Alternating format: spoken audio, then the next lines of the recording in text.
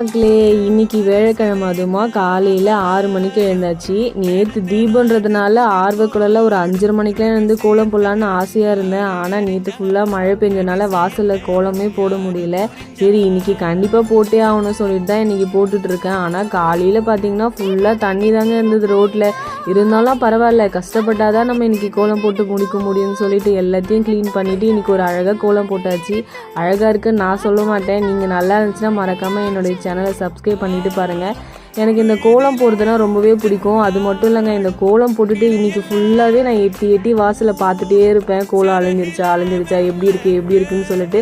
நிறைய பேருக்கு இந்த மாதிரி பண்ணுவீங்கன்னு நினைக்கிறேன். நான் அப்படி தாங்க, என்னோடய ஹேபிட் அப்படி தான். நான் ஒரு நாள் கோலம் அழகாக போட்டு முடிச்சிட்டேன்னா அது ஒரு நாள் ஃபுல்லாகவே எட்டி பார்த்துட்டே இருப்பேன் வாசலை.